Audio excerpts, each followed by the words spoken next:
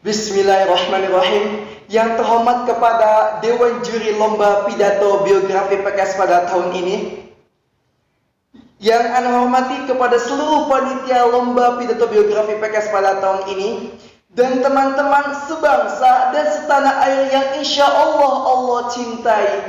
Bismillah. Assalamualaikum warahmatullahi wabarakatuh. Alhamdulillah Rabbil Alamin Ar-Rahmanir Rahim Maliki Yawmiddin Al-Qaili fi muhkami kitabihil mubin Thumma ja'alnaka ala syari'atin minal amri fattabi'ha wa la tattabi'ahu alladhina la ya'lamun Ahmaduhu ta'ala wa ashkuru wa atubu ilayhi wa astaghfiruh wa ashhadu an la ilaha illallah wahdahu la syarika lah lahul amru kullu wal hukmu kullu wal khalqu wa ilayhi turja'un وأشهد أن محمدا عبده ورسوله وحبيبه وخليله بعثه بين يدي الساعة بشيرا ونذيرا وداعيا إلى بإذنه وسراجا منيرا فبلغ الرسالة وأدى الأمانة ونصح الأمة فكشف بإذن ربه الغمة فصلى الله على ربه وعلى آله وصحبه وسلم تسليما كثيرا. Sebelumnya izinkan Ana memperkenalkan diri. Ana Rama Fauzan Azima dari Pondok Pesantren Modern Terpadu Riyadhus Shalihin Al-Izzah. Di sini Ana akan membawakan pidato biografi tentang sang jenderal besar tentara, Jenderal Sudirman.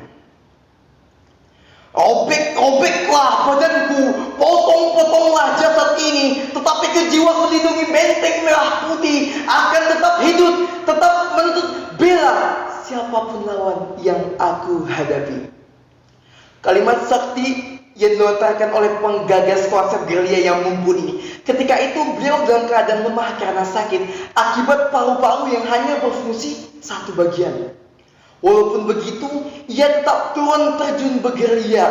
Maka dengan ditandu, dengan dibawa-bawa, ia memimpin pasukan, mengobarkan pasukannya agar terus semangat dalam bergerilya.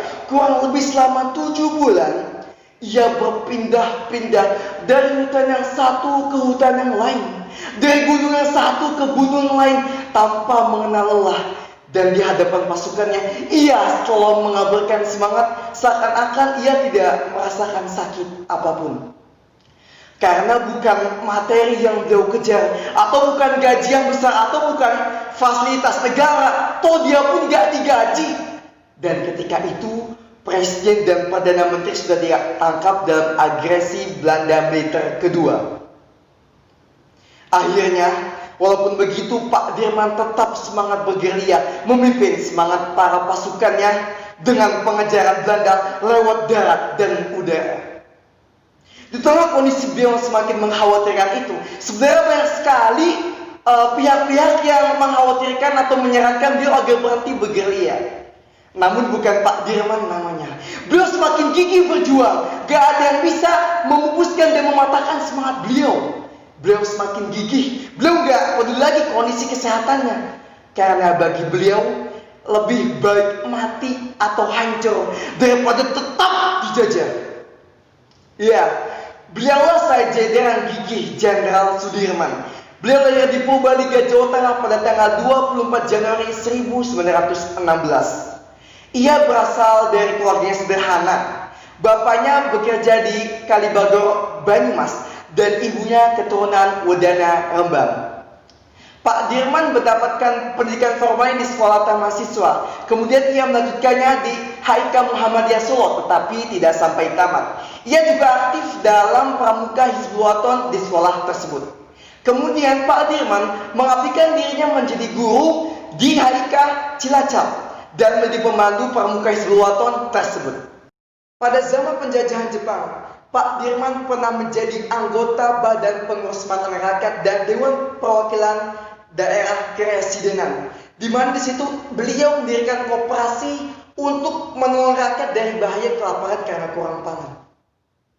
Kemudian Pak Dirman pernah bergabung menjadi pembela tanah air atau PETA di Bogor. Pasca Indonesia merdeka pada tanggal 17 Agustus 1945, Pak Dirman dalam suatu pertempuran melawan Jepang, beliau berhasil meraup seluruh senjata pasukan Jepang. Dan itulah jasa pertama Pak Dirman pasca kemerdekaan. Setelah Tentara Keamanan Rakyat terbentuk, TKR terbentuk, Pak Dirman terpilih menjadi Panglima.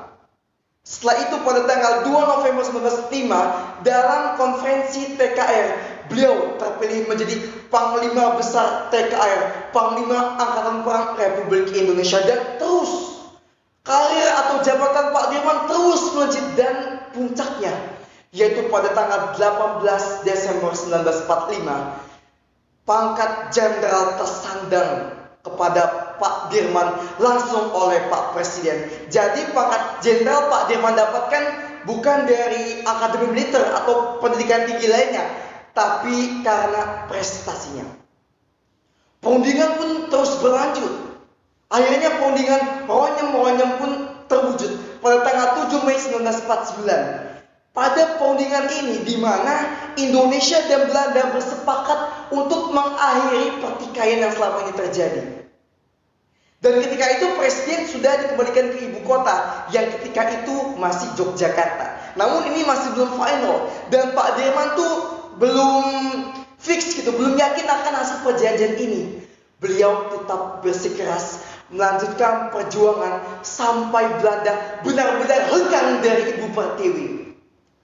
Akhirnya Sri Sultan Hamengkubuwono IX pun meminta tolong kepada Kolonel Gatot Subroto untuk mengirim surat kepada Pak Dirman agar bersedia kembali ke ibu kota.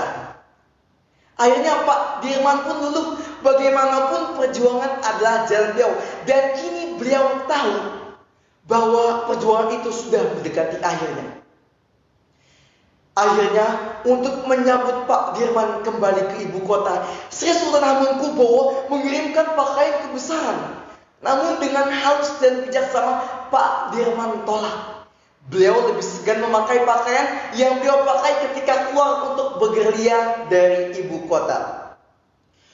Maka dengan segala kekurangan dan penderitaan, Pak Dirman pun kembali ke ibu kota. Dengan dikawal banyak sekali pasukan yang amat mencintainya dan tentu sangat ia cintai. Melihat itu pasukan langsung sedih. Karena apa? Karena kondisi Pak Dirman yang semakin lusuh dan kurus. Sontak Pak Soekarno pun langsung menyambut dan merangkulnya. Tapi sayang sekali, seakan-akan senada dengan kalimat Pak Gatot Subroto, Pak Dirman ditakdirkan untuk berjuang, bukan untuk menikmati kemerdekaan yang beliau perjuangkan. Pak Dirman meninggal 1 bulan setelah pengakuan kedaulatan NKRI. Masya Allah, jenderal yang menjadi simbol kegigihan bangsa, jenderal yang mempunyai jiwa sosial yang tinggi, yang mempunyai semangat yang berapi-api dan muatan motivasi yang berisi ini harus meninggal pada usia yang sangat muda, yaitu 34 tahun. Masya Allah. Lebih tepatnya beliau meninggal pada tanggal 29 Januari 1950 di Magelang dan dimakamkan di Taman Makam Pahlawan Semanggi, Yogyakarta. Dari kisah di atas yang sudah Anda jelaskan, ahli sejarah mengatakan bahwa berkat Jenderal Sudirman, kolonialisme di Indonesia dapat ditumpas. Seakan-akan mereka ingin mengatakan bahwa tanpa Jenderal Sudirman, kolonialisme sukar dihilangkan atau Indonesia sulit merdeka. Pak Jenderal, selamat jalan. Segala jasa dan pengorbananmu selalu akan kami kenang. Dan agar menjadi acuan bahwa setiap orang harus mempunyai prinsip agar tak goyah di hadapan harta, tahta, wanita. Wahai Bapak Jenderal besar kami, insya Allah perjuanganmu tidak akan kami sia-siakan. Lebih baik dibom atom daripada tidak merdeka.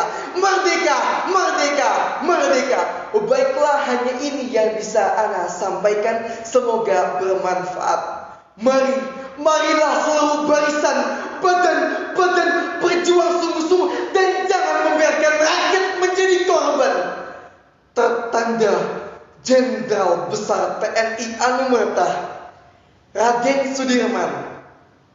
Mengenang para jasa pahlawan. Mari bersama-sama kita membaca surat Al-Fatihah.